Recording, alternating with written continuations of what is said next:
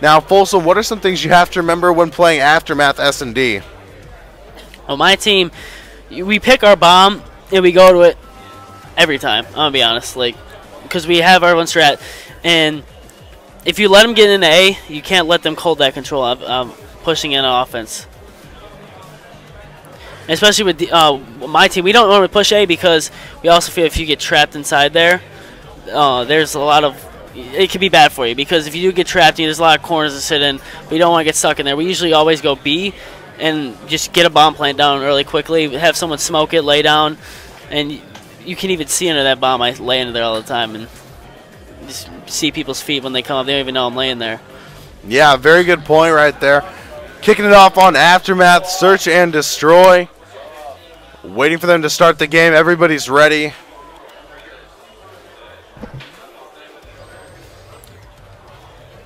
And is anybody still, I'm not sure if, doesn't look like anybody's messing with their score streaks or classes. So if we could start it, that'd be awesome.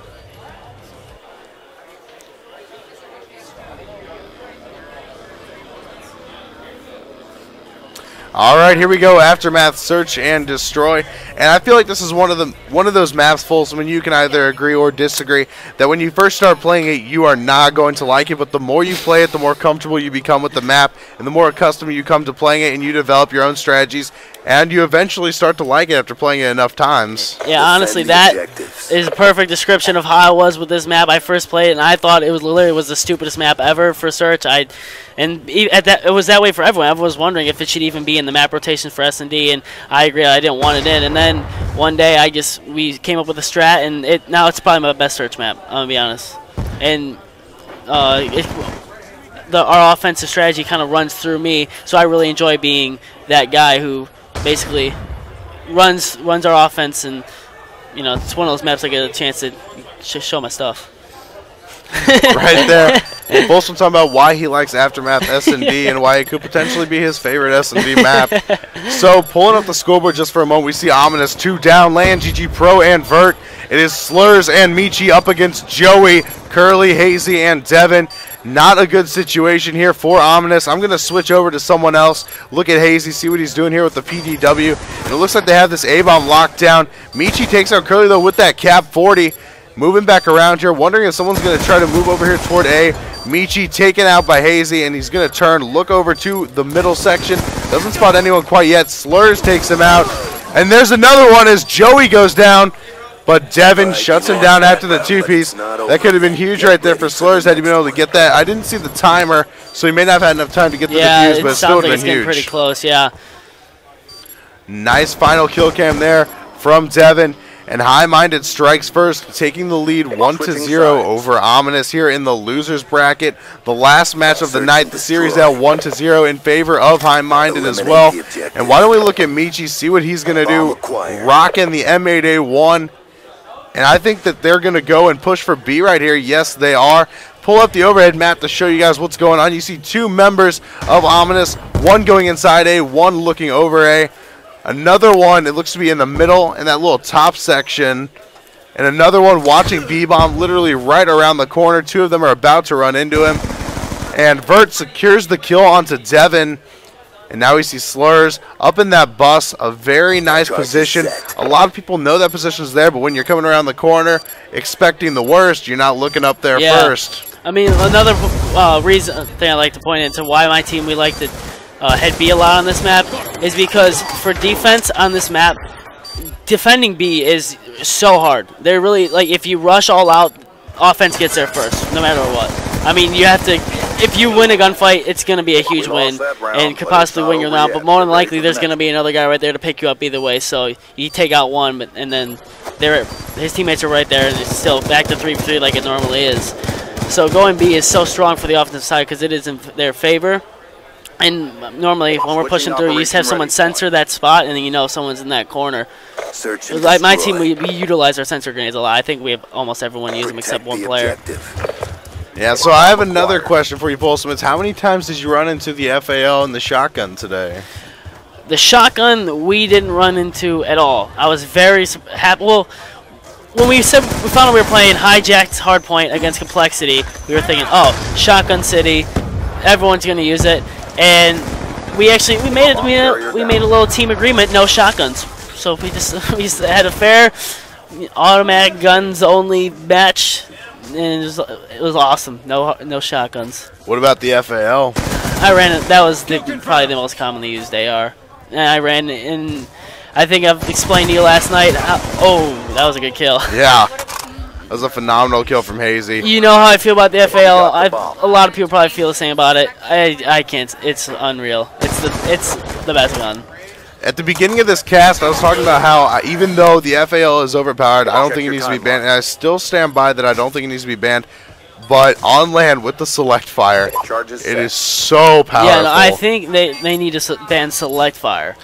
That's a very real possibility. Because I'm interested to see how many people would use it. I don't think nearly as many people would use it if they actually had to use their trigger finger. All right, we lost that round, yeah, that's a good point. Right there. It's still powerful, but yeah, right there we actually see High Minded taking a 2-1 lead over Ominous. Curly with the final kill onto Slurs. And it looks like Ominous, if they lose this one, they will be out of the tournament. At the same time, though, you know that High Minded does not want to go down quite yet.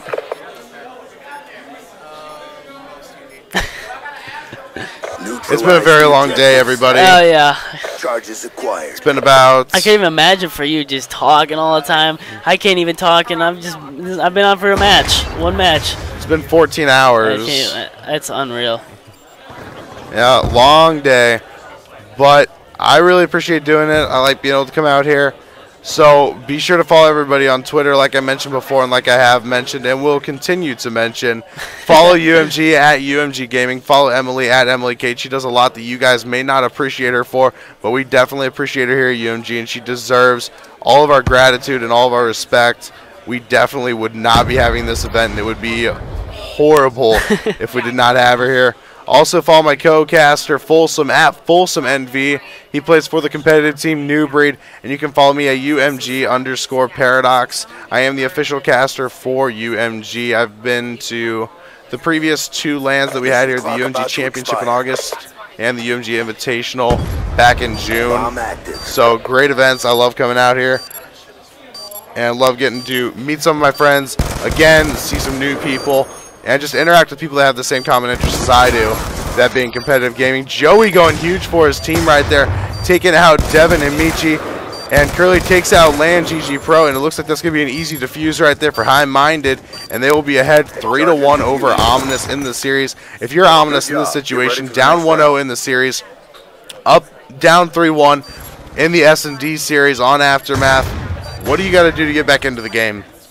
You just got to take it slow and make sure every round in search is obviously very, very important. At this point, you can't have that one kid steer away from the pack and try to go be a hero. You got to stick together as a team, stay on the same page, and not get frustrated. Just keep doing what you're doing as a team. Stick to your normal strats, and that's really what it comes down to in any search at any point in time, but especially at the crunch time when it comes down to make or breaking it. At this point, that's the biggest thing. Can't get frustrated. Yeah, one thing I was actually curious, I meant to ask you this a little bit earlier, but it just came back to me, Folsom. So based on some of the teams you've seen, you played against Complexity. I'm not sure who you guys played in your first, when you guys were through the winners bracket, who knocked you down to losers. Team Believe knocked us down. Are they still in? No, they play. Yeah, they are. They played. They got to winners bracket round 3 and played for Rico and lost 3-1, I think. Okay, so we did have them go down. That was most likely the team actually that I had them. I had Karma come and cast right after he played, and he said he didn't know who they were, so that was most likely who it was, Team Believe. So, Folsom, based on who you've seen out here, the stream that you've been watching, who you played, what teams do you think are going to come out here? Give me your top 3 that you think are going to come out here tomorrow on Championship Sunday and give themselves the best chance to win. I think SOAR is definitely, they're rolling right now, and I've always predicted that they were a top 5 team. And I definitely think they will be able to come out tomorrow and be able to, pull a win out. Adversity as well, they surprised me too, especially picking up Saint last second, scrimming only a few nights before the event, and they're already guaranteed like top 12 or top 8 or something like that tomorrow. I think all the teams in the winners bracket are like top 12 guaranteed. Yeah, so they definitely have a chance to do some damage there, and obviously Optic, they're always a team that you expect to do well. Yeah, and like Folsom mentioned, Complexity is going to be a very tough team to beat. I don't count them out for a second. Not even close. Yeah, as we've been talking, a couple of the upsets that we have seen, for those of you that have not been tuned in the entire stream, Envious went down early, round 2. They are battling their way through the losers bracket right now, going down to Adversity, actually. Envious went down to Adversity on a last-second cap. Yes, they did.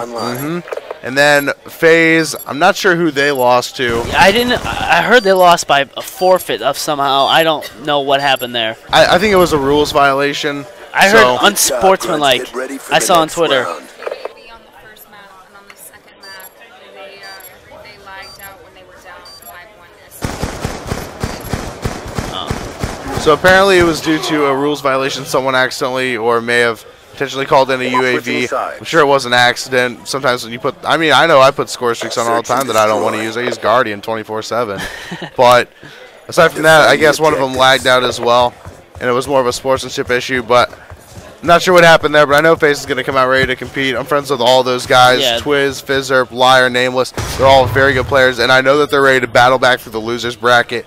They told me they just want to come out here. They want to do well, and they're here to prove a point that they are a dominant team. They're not going to go down to anybody without a fight, whether that be Complexity, who they could potentially hit in the losers Yeah, that's going to bracket. be, I'm excited to watch that. That's going to be a good match. I am going to go for that match to be on stream. I'm going to beg Emily to have that one. If Complexity and FaZe hit. Or actually, I saw someone, and it might be for not just now, not even FaZe. Yeah, not in this event, but that match will be streamed. Be advised, hostile RCXD spotted. But switching over here, looking at Curly, seeing what he's going to be able to do. Going back to the action for just a moment. It is a 4-2 lead in favor of, I believe, now 5-2 in favor of High Minded over Ominous. And it looks like, I mean, honestly, looks like High Minded is just coming out here and playing more like a team, able to get out here, do what they need to do to win. Joey playing extremely well. Yeah, he's been doing well both maps now. And I'm not sure if, I mean, I play online quite a bit. I'm not sure this is the same Joey, N3 Joey that I met online. It is. Very good player and a very underrated player at that, and I've seen him play quite a bit. So I like seeing him come out here, do well. We're going to pull up the scoreboard just for a bit. 8-4 right there. Doing very well for his team, and I believe in the hard point here, it was actually... Yeah, he was on top. He had the, he had the most kills. He was 35-26, so playing very well for his team. Why don't we actually go over there, see what he's up to, using that MSMC with extended clip and quick draw. I'm not sure if I saw anything else on that laser sight. There it is. And so he's moving around here. It looks like it is going to be a 3v4 situation in favor of Ominous. Down 5-2, though. Curly goes down to Vert, and now Joey will take out Michi. Devin goes down to land GG. Kills. Joey looking for the 1v4 here, takes down 2 of them. Now he's looking around, seeing if he can spot anyone. He's just going to wait patiently over here by this door. Why don't we pull up the overhead map, see what's going on? Yeah, chances are one of those kids was bombed down. It kind of looks that way because they're looking around in A right now. Yeah, one's over in A. Planning. Looks like one's over in the middle as well. Contemplating pushing through the middle over day, and it looks like he is indeed planting. Joey looking around. He knows he's there. Put shots into him. Secures the kill. Geez. Is he going to do it? Oh, he's chasing. Joey with the 1v4. The ace, the clutch. It was meant to be. You were just talking about him. I mean, yeah, he's got his biggest fan sitting next to me. But Joey just went off. I mean, that was nuts. Earning his stream time right there. So I'm not sure how many people we still have in the stream. I know we lost quite a few due to a lot of the teams leaving. And Folsom coming on the stream. But we definitely appreciate you guys all being here. But even though that wasn't a match of pro teams, you got to admit that was pretty awesome seeing that 1v4 clutch and the defuse. So I think that's all we have for tonight, Emily, correct?